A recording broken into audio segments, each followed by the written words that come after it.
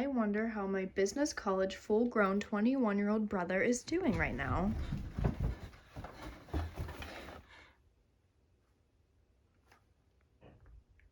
I got a video to film.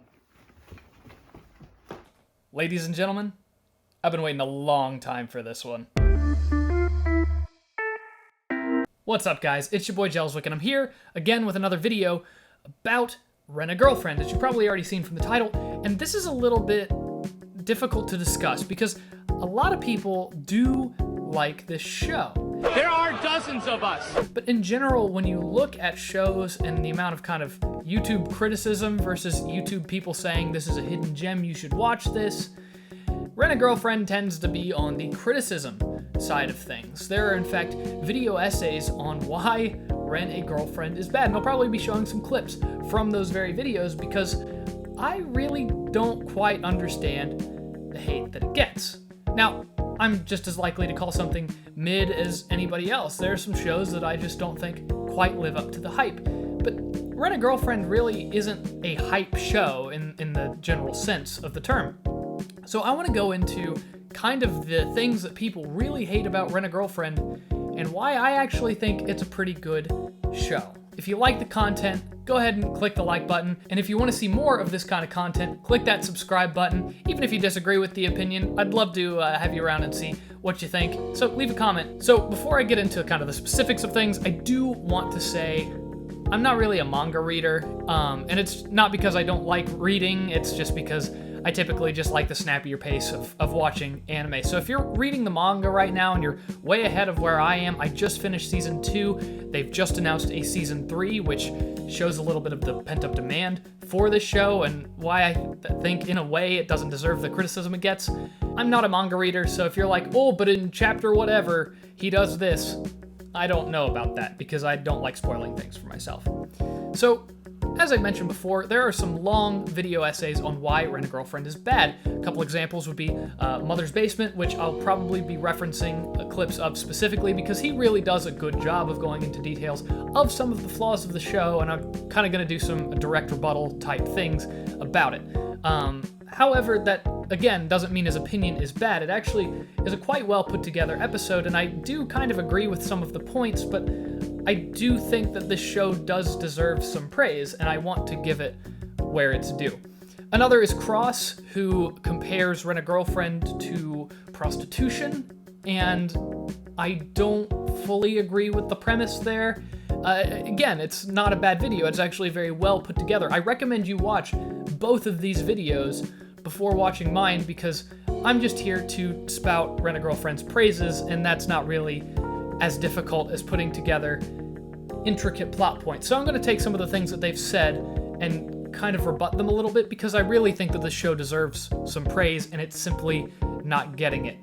There is a difference, I will say this, there is a difference between not liking something and it being objectively bad. And I think that these people who have made these video essays would agree with this point, but they really kind of hone in on some specific elements of the kind of storytelling aspect of it, and it really kind of leaves a taste that it is objectively bad because of the story beats, and they're story beats that I actually think keep things entertaining as a viewer.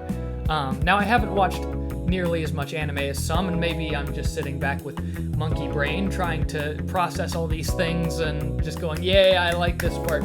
But regardless, I do enjoy the show because of some of the things they directly criticize, I think are what make the show entertaining. And, I mean, to that point, the show isn't perfect. I don't think it's a perfect show. I think it's probably around a 7 out of 10 for me personally. For instance, Kazuya, who we will get into way more in depth here later, is annoying. Don't get me wrong, he is annoying. But I also think that that's the point.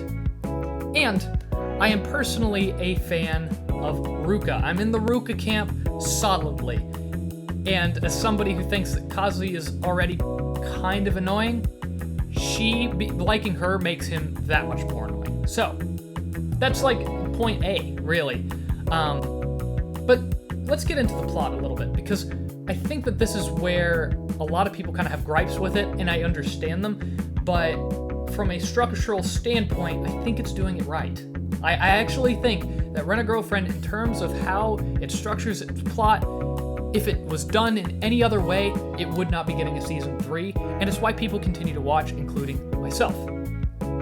I would argue the goal of Rent-A-Girlfriend isn't to progress the story. In fact, so that plot that I just brought up, I don't think the progression of it is important. But slowly getting to know the characters over time. And Kazuya isn't even really the focus of the show, or at least he shouldn't be. As a viewer, I don't put him as the focus of the show. I think the focus of the show, and why they are all so perfect, is the girls. Because these girls, let me be clear, are all different, but they are all perfect archetypes. You've got the perfect tsundere main character type with Chizuru, who we'll get into more later because her the way that she operates in her story arc is great. You've got Ruka, who is the over-the-top girlfriend, who is presented great. You've got Sumi, who is the shy, never talks one, presented great. And then there's the other one who we'll also talk about later.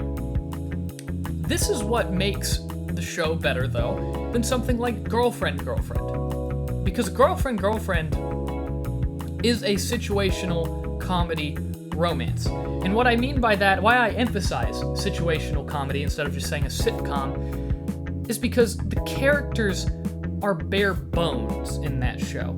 These are our all perfect archetypes. These characters behind me, these Rent-A-Girlfriend girls, are all archetypes, but at least they are discovered and delved into. In something like Girlfriend, Girlfriend, the characters never change, not even a little bit.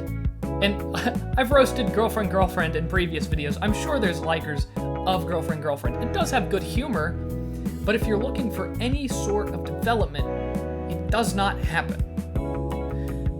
In Rent-A-Girlfriend, you see characters like Chizuru and Ruka have some ambitions in trying to kind of achieve those goals. Chizuru, for instance, it is her acting job. Ruka has her own things with Kazuya and what her intentions are with that. These are all kind of things that are delved into in season 1 and delved further into season 2. Literally, the only things that I can tell you about Kazuya as a person, besides the fact that he wants a girlfriend and doesn't have a girlfriend and whines all the time about not having a girlfriend, are that he really likes his grandmother and also fish. That's it! Chizuru's acting stuff is still a focus in the second season. We are getting these developments. They are not with Kazuya, and I don't want them to be with Kazuya. I want them to be with the characters that I like and I actually care about. Kazuya honestly could end up with one of these girls, too. Say Kazuya ended up with Ruka, right? That could happen. And the show continue. And I think that's why this is good. Because if he ends up with Ruka, you could still focus on Chizuru's acting ambitions.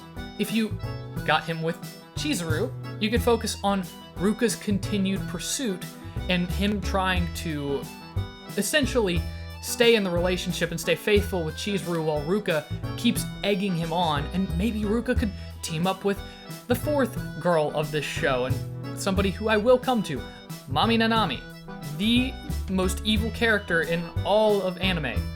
As much as her intentions are actually good, kind of.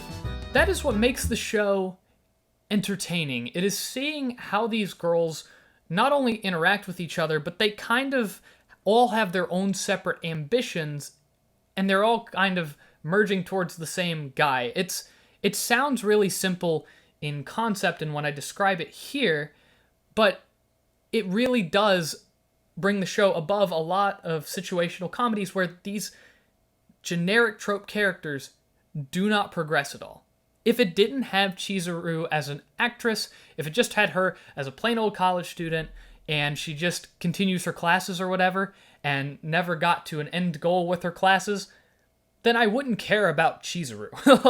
I'd watch the season 1, and I'd be like, okay, it was funny, I'm done. And to be quite frank, that's kind of how I am with Girlfriend, Girlfriend. I might watch the season 2, but I know there's not going to be anything that I'm going to go, oh wow, I actually have a connection to that character in this meaningful way, because at least Rent-A-Girlfriend, even if it is on a very surface level, does give you that. And it also does give you great waifu material within that as well. Kazuya literally cannot intuit a single thing for himself. A girl could tell him exactly how she feels about him to his face, and 5 minutes later, he'll be wondering if she meant the exact opposite of what she said. If it is possible to misunderstand something, Kazuya will misunderstand it. Also, Kazuya's idiocy is entertaining. I get it. He is the worst. And he is. It's funny, I actually tweeted out, when I started watching the show, like episode 1 or 2, I was like, this guy is exactly like me. 20-something-year-old, college student, and just kind of, wants to get a girlfriend. I was like, he and I are very similar. Then I watched, 4 or 5 episodes, and I'm like, we are nothing alike. I do not like this guy. I knew that. 5 episodes, and yet I continued. All the way through the show. And I kept watching because it's fascinating how Kazuya is presented with options A or B. You know, here's the good option, and here's the bad option. Telling the truth or telling a lie. That's usually the option 1 and the option 2. And yet, he is so dense and brain dead, he chooses option 3. Which is so absurdly wrong that it leaves you going, why did you just do that? What are you doing? That's the point. And I've heard a lot of criticisms of that. Kazuya is just the worst MC ever. Yes! Yes, he is! And that's awesome! Because it gives us something to continue watching the show for, is the girls. You're gonna see how they take Kazuya's antics. Do they bail him out every single time in some way, shape, or form? Yes. How are they going to do so? That's what makes it entertaining.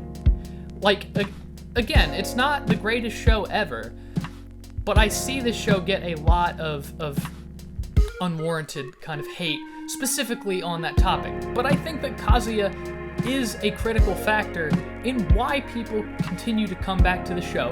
Even some people who claim they probably don't like this show may be coming back just to see how stupid it can get. And I respect that, because if you're a storyteller and you are finding unique and creative ways to bring people back to that person, it's a really telling tool. I think a really good example of this would be Diary of a Wimpy Kid. The lead character, Greg Heffley, is insufferable. It's one of the best-selling children's novels of all time. And it's because, even though he's insufferable and he always makes the wrong decision, it's interesting to see how he gets bailed out of each particular situation. In his case, it's usually his friends around him, or his parents, family, etc. And in Kazuya's situation, it is the girls around him. So, as a storytelling method, I actually think that it's done well. I would also say that Rent-A-Girlfriend is pretty much just the definition of, if it ain't broke. It's repetitive, it keeps going on and on and on in the same fashion. The get a date and some wacky circumstance happens, but you always learn something. And it's enjoyable, and there's a reason it's getting a 3rd season. Nothing gets a 3rd season without there being a viewer base, people there watching the show. Mami is the best character in this show, in part because she's the only remotely original character in the entire show, but mostly because she's completely in the right. All of her villain behavior only counts as villain behavior if you believe Kazuya Kinoshita deserves to be happy, and I absolutely categorically do not. And then the last wrench into things, I said I was going to talk about it, and you probably are waiting for this to some extent, and that is everybody's favorite Mami Nanami. I can't believe I even can own this. It feels wrong. But the thing is, if you have a story structure that is repetitive, like Rent-A-Girlfriend's, you have to have a crutch to rely on in order to spice things up a little bit, in order to make things interesting for the viewer. And the author of Rent-A-Girlfriend, I don't know his name off of my hand, I apologize, he managed to make not only a character that people don't like, but is one of the actively most hated characters in all of anime in Mami Nanami. So much so that there are legions of people who started a trend of saying, "Frick Mami, all my friends hate Mami." You'll see it on in the comments of every single episode of the show somewhere. And I honestly think, because I watched both season 1 and season 2 of Rent-A-Girlfriend, I think the biggest flaw with season 2 is the fact that it didn't utilize Mami Nanami enough. She was in there maybe 2 episodes, and you could see that she was scheming something, but the season itself felt a little bit monotonous and like things didn't progress as much as they did in season 1, all because, in my opinion, Mami Nanami, did not show up and throw a wrench into things. That is her point as a character, is to break up the monotony and really try to get back at Kazuya, and her motivations as a character, being the ex-girlfriend, make it all the more entertaining. Does she really want Kazuya back? Is that something that she is really after, or is she just looking to screw with his head a little bit? Who knows? Well, maybe manga readers know. I certainly don't, though. But looking at everything in that picture, I say Rent-A-Girlfriend is entertaining and is worth defending. Is it Horimiya with the greatest story arcs and really well-developed characters? No, it's not. But does it deserve the outpouring of hate that I see it get on YouTube and other platforms like Twitter and whatnot? I really don't think so. But maybe you guys do. That's just kind of my quick defense of Rent-A-Girlfriend, because I just wanted it to have one positive video out there. If you agree with me, leave a comment. If you disagree with me, leave a comment. I've been Grant Elswick, Gelswick, and I will see you guys in the next video.